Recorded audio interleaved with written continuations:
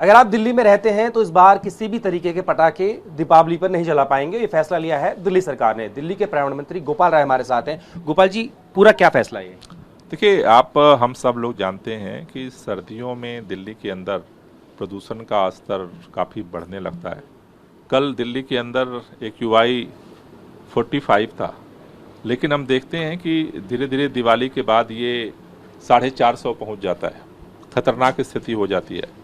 तो दिल्ली सरकार इस प्रदूषण को नियंत्रित करने के लिए लगातार विंटर एक्शन प्लान के माध्यम से काम कर रही है। इस साल का विंटर एक्शन बनाने की प्रक्रिया शुरू कर दी गई है, जिसके तहत तमाम तरह की जो है योजनाएं सरकार बनाएगी और उस दिल्ली के लोगों के साथ मिलकर काम करेगी। जहां तक दिवाली पे जो पटाखे जलते हैं उसका जो प्रदूषण का जो योगदान होता है उसको कम करने के लिए दिल्ली के मुख्यमंत्री अरविंद केजरीवाल जी ने निर्णय लिया है कि इस बार भी दिल्ली के अंदर हर तरह के पटाखों के निर्माण, भंडारण, बिक्री, ऑनलाइन डिलीवरी और उसके जलाने पर पूर्ण प्रतिबंध रहेगा। पिछले 2 साल का जो अनुभव बता रहा है कि धीरे धीरे दिल्ली के अंदर जागरूकता बढ़ रही है, लोग इसको सपोर्ट कर रहे हैं और उसका परिणाम है कि दिल्ली का प्रदूषण लगातार कम हो रहा है। गोपाल जी, एक बात और बताइए कि इन दिनों चर्चा में भी है सनातन और हिंदुओं का सबसे बड़ा त्यौहार दीपावली होती है। तो ऐसे में अब आप पे ये भी आरोप लग सकते हैं कि हिंदू के सबसे बड़े त्यौहार पे ही आपने ये बैन लगाया है, जबकि क्रिसमस से लेकर तमाम चीज़ों पे भी पटाखे जलाए जाते हैं। देखिए, दिल्ली के अंदर ही नहीं पूरे देश के अंदर जितना जरूरी है हमारी धार्मिक आस्थाओं का अनुपालन करना, उतना ही बदले हुई परिस्थिति में है लोगों की जिंदगी को बचाना। ये भी धर्म का काम है।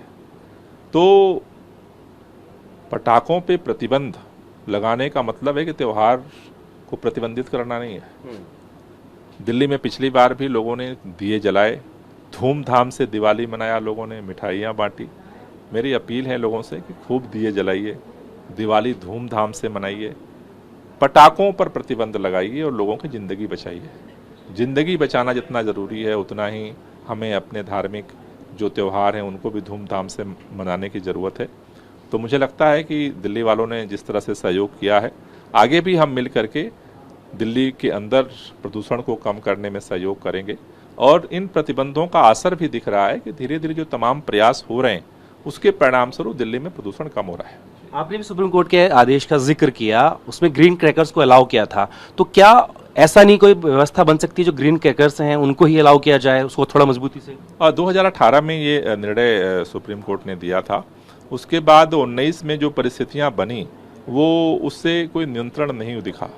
इसके बाद 2020 में फिर NGT ने निर्णय दिया था कि जहां भी पुअर कैटेगरी में AQI पहुंच जाता है वहां पे पूर्ण प्रतिबंध लगाया जाए और उसके अनुसार फिर दिल्ली के अंदर ये निर्णय लिया गया। आपसे बहुत छोटा सा आखिरी सवाल कि हरियाणा और पंजाब का जो पराली का धुआं है वो भी दिल्ली में आता है, तो इस बार आप पंजाब से या फिर दिल्ली से किस तरह से कोऑर्डिनेशन बैठाएंगे? सभी सरकारों से पहले भी एक राउंड कृषि मंत्रालय ने राउंड मीटिंग की थी और आगे भी अब विंटर एक्शन प्लान में सभी राज्यों से संपर्क करेंगे और कोशिश यही है कि जो पराली का धुआं है उसको भी कम किया जाए। बात करने शुक्रिया।